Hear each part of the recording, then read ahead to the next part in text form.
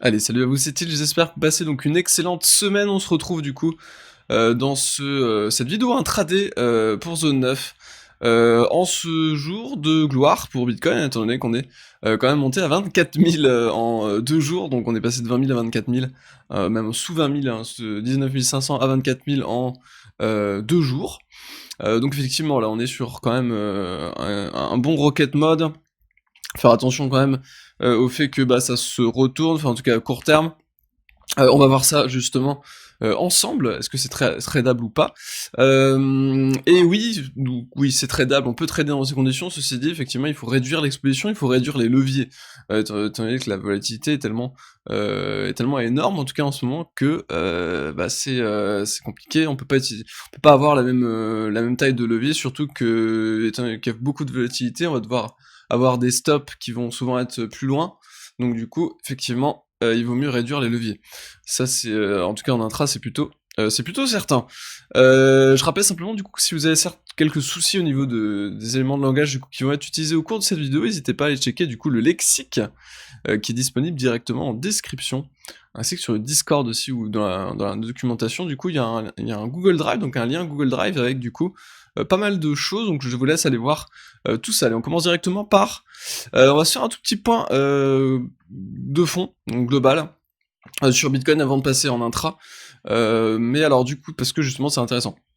Donc là on casse les tops, hein, on casse les sommets, donc là c'est plutôt clair, hein, c'est plutôt franc. Alors maintenant du coup la clôture de la semaine va être extrêmement intéressante et importante.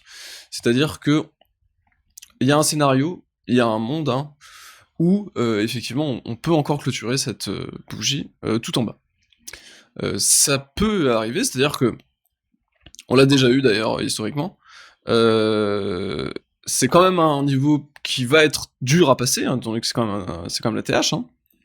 Donc on pourrait avoir ce type de scénario. Si on rejette, clairement c'est baissier. Hein. Si on clôture en tout cas la bougie sur une bougie bear, sur résistance ici, c'est dans 98% des cas, dump qui s'ensuit pour retracer justement là sur les niveaux voulus. Ceci dit, pour l'instant il n'y a pas de clôture, donc pour l'instant on peut pas savoir si on va clôturer ou pas. Donc en l'état, si on a clôture comme ça, c'est très bien, on partira certainement sur de la continuation, en tout cas pour l'instant. Mais voilà, donc la clôture de la semaine va être extrêmement importante, on peut pas encore vraiment spéculer sur cette clôture, donc on verra simplement la clôture de dimanche où on en sera, et voilà simplement, donc on étudiera froidement ce qui se passe.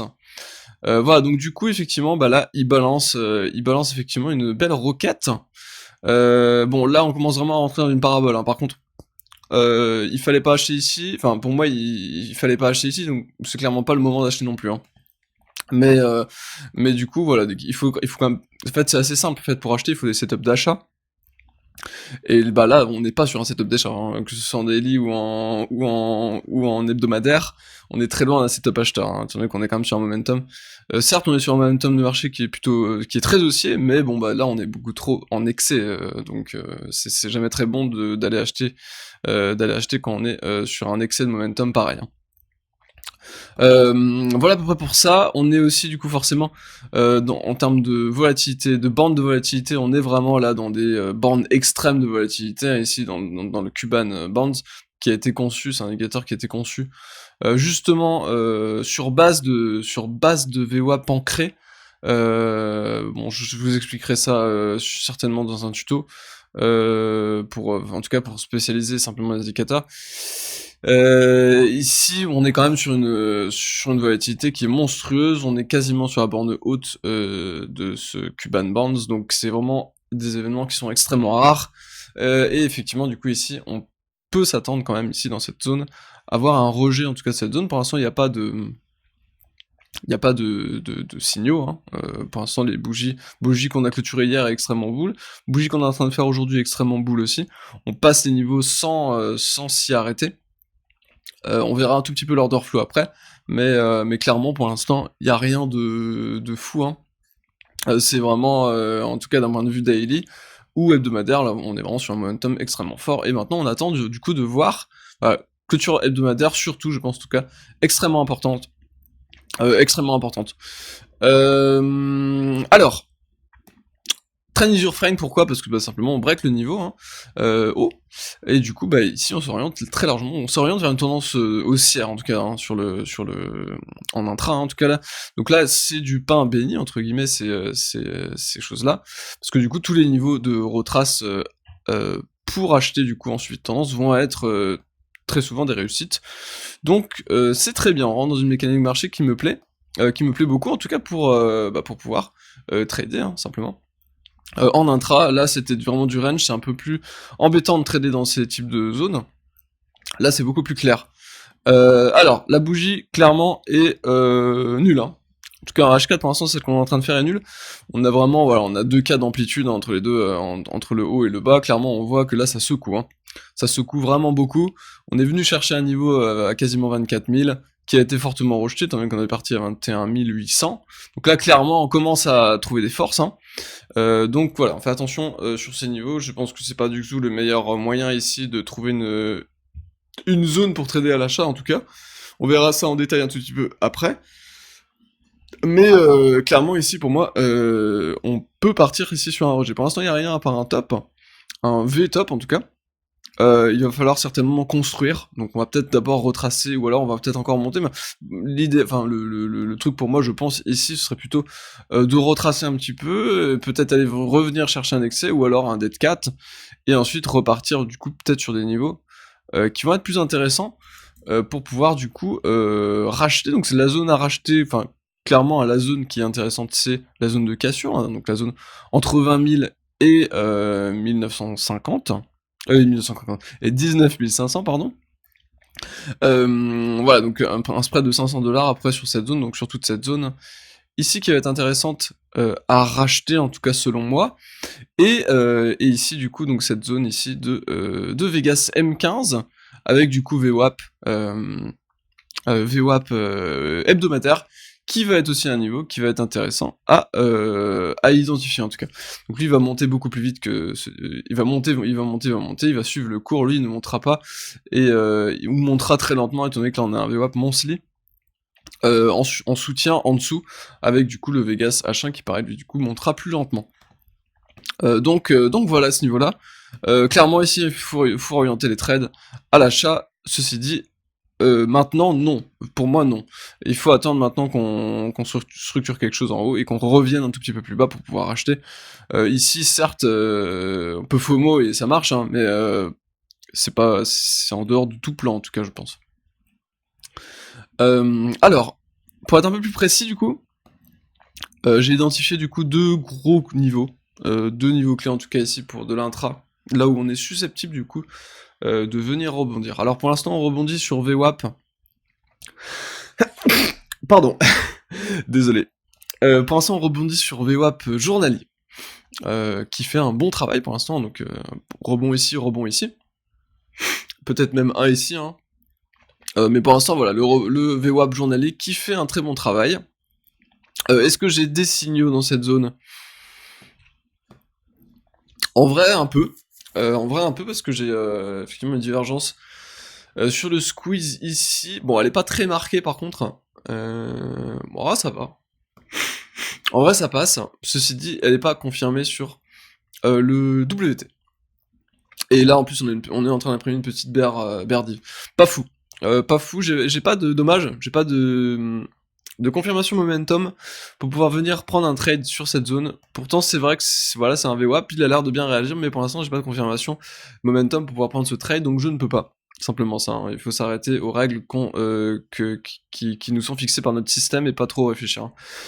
Voilà, donc simplement ici je ne peux pas trade pour l'instant, étant donné que j'ai pas de confirmation momentum. Peut-être que ça va venir, hein. Peut-être qu'on va aller balancer une grosse mèche basse et réintégrer, etc. Et que du coup là je vais pouvoir racheter VWAP, mais pour l'instant c'est pas le cas. Je sais pas trader VWAP pour l'instant. Je vais quand même checker s'il y a quelque chose là-dedans. Ah. Alors. Intéressant quand même. Qui est intéressant en 5 minutes. En 5 minutes c'est intéressant. Étant donné que... Alors j'ai pas de signaux. Pour l'instant j'ai pas de signaux. Parce qu'il me faut un cross bullish. Mais vous voyez ici que la vague de baisse hein, en cours. Donc hop. Je vais essayer peut-être de tirer un peu ça. Vous voyez que la vague de baisse ici, hein, beaucoup plus puissante que ce qu'on a pu avoir ici, sur ce creux. Ici, l'ancien contact de VWAP, on fait exactement la même chose ici, hein. Donc clairement, ça se rapproche. On peut faire cette comparaison, effectivement, pour l'instant, on a une belle div, hein. On a une belle divergence cachée.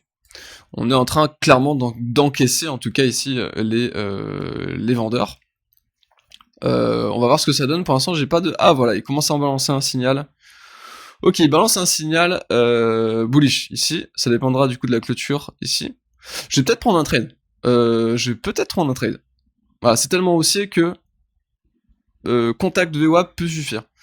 Certes, j'ai pas d'autres niveaux, mais c'est tellement haussier que ça peut suffire. On est quand même sur une ligne de tendance.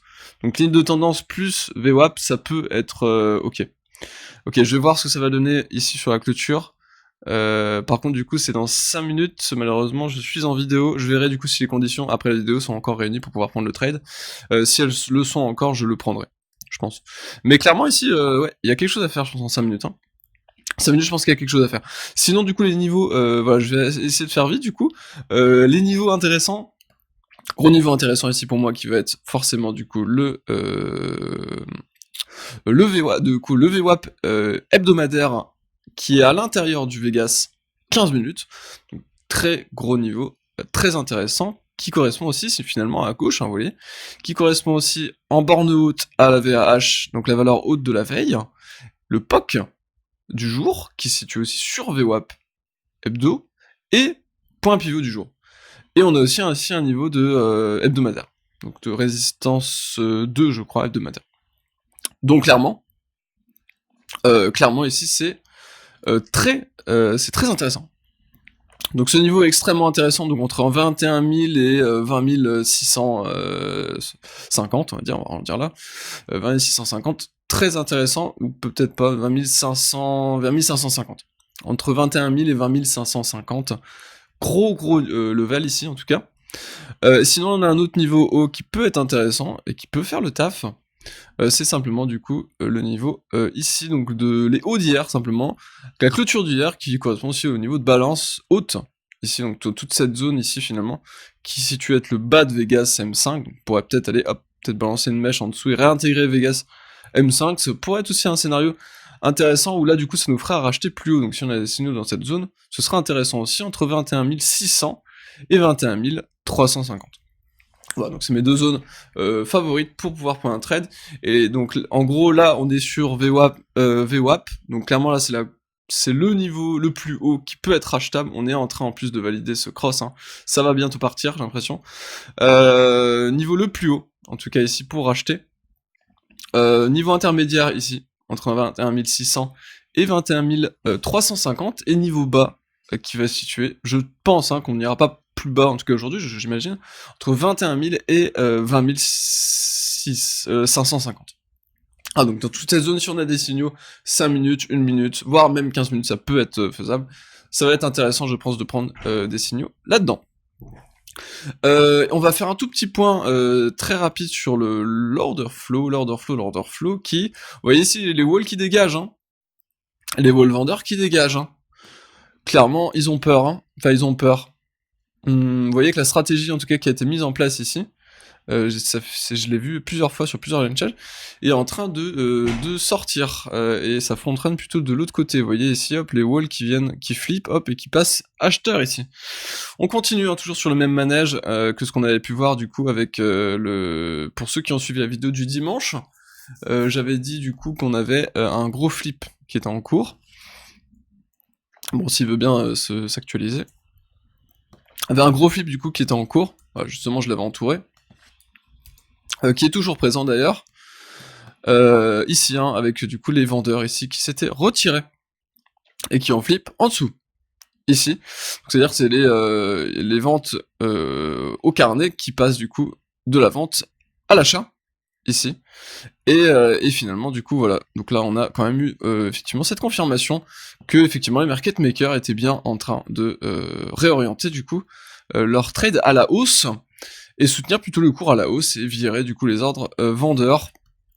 Donc voilà, pour l'instant Écoutez, c'est aussi Trend is your friend. Donc voilà, donc là il faut vraiment, je pense, trader dans le sens de la tendance. Il est urgent de trader dans le sens de la tendance, je pense. Et puis voilà, et puis je vous souhaite, je pense, une très bonne journée. J'ai 18 secondes maintenant pour aller prendre mon trade. Je vous souhaite une excellente journée. On se retrouve du coup, moi on se retrouve samedi pour une vidéo tuto, si tout va bien. Et demain, du coup, avec Matt, je vous souhaite une excellente journée. Et je rappelle du coup simplement que si vous avez eu certains soucis avec les éléments de langage du coup qui ont été utilisés au cours de cette vidéo, n'hésitez pas à aller checker le lexique de trading. Et on va voir ensemble si le trade est validé. Et oui, il est validé, je vais aller le prendre du coup de ce pas. Allez, je vous souhaite une excellente journée. Salut.